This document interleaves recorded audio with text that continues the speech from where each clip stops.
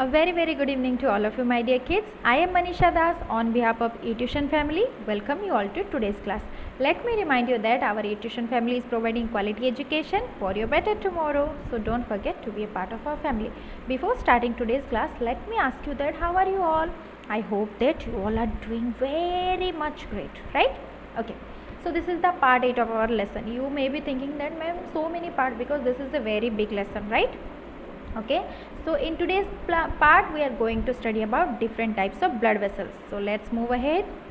Okay, so what we will discuss, we'll discuss about blood vessels, types of blood vessels, their location and function. Okay, so first see blood pressure. Have you heard about blood pressure? You may have heard, see my BP is very high, I'm having low blood pressure. What is that? What is that? See, the force that blood exerts against the wall of a vessel is called as blood pressure. See, we have studied that blood moves through pipe-like structure which are called as blood vessels. See, we have also learnt that the blood exerts some pressure against the, especially in arteries, right? In arteries, they exert certain pressure on the wall of the vessel which is called as blood pressure. The pressure exerted by the blood against the wall of a vessel is called as blood pressure. Okay, so the pressure of blood inside the artery during ventricular systole or contraction is called as systolic pressure. So the contraction, it is called as systolic pressure, and if it is relaxation, it is called as diastolic pressure. Okay, you have to remember, contraction means systole, diastolic means relaxation. So see, the artery used to contract, relax, contract, relax. So the blood will put some pressure on the walls of the artery during ventricular systole. It means ventricular contraction, it is called as systolic pressure. If the pressure in the artery is during ventricular diastole, it means relaxation, it is called as diastolic pressure. And the normal systolic pressure is about 120 mm of Hg, it means hemoglobin, and diastolic pressure is 80 mm of Hg, right? Then blood pressure. Can you reconnect these two pictures? By which, these are the instrument by which we measure our blood pressure, right? One is digital type, one is manual type. Okay, so blood pressure is measured with an instrument which is called as, this much big name, right? With easy, squeezy, super easy method, we will be taking its name, sphygmomanometer. Okay, so the blood pressure is measured with an instrument which is called as sphygmomanometer.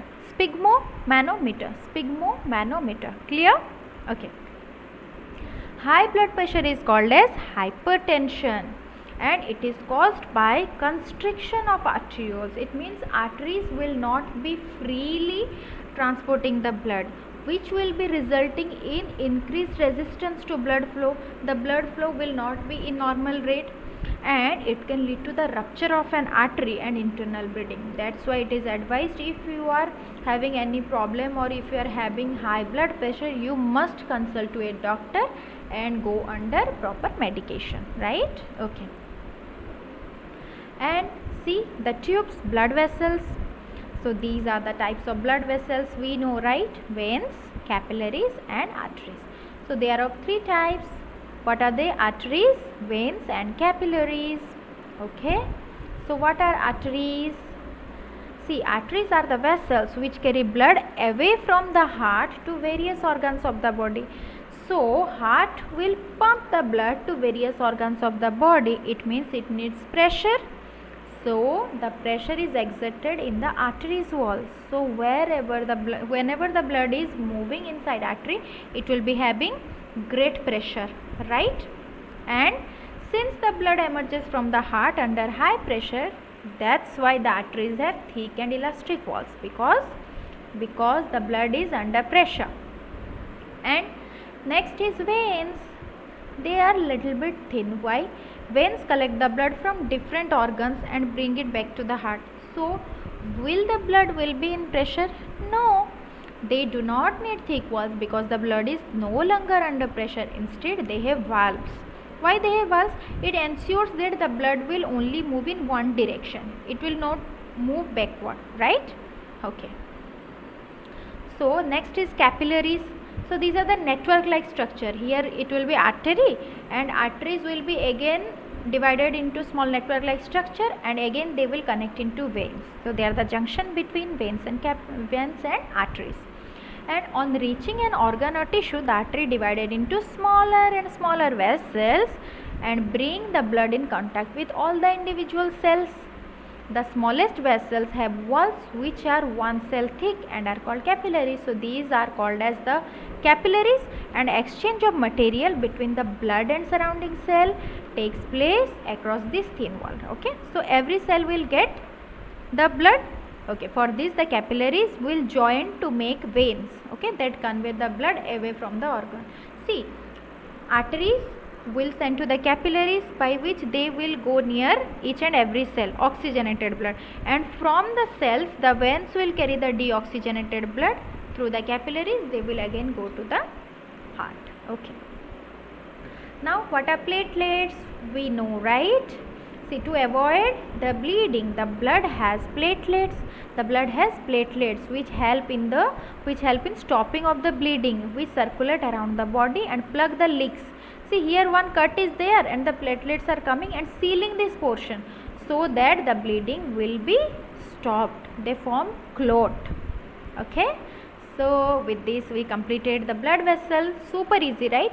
Just again revise it, it will be very much clear to you. So now quotes part, there is no substitute for hard work. Okay, see, very small quote, but it is very much important. If you will be working hard, it will definitely show you a result. Maybe later you will realize what is the benefit of doing hard work. So never go for shortcuts, always do hard work. You will surely get your result. Okay, so my dear kids, I would like to tell you that don't forget to be a part of our eTuition family. Like, share and subscribe to our YouTube channel, and keep studying. Happy reading. Thank you.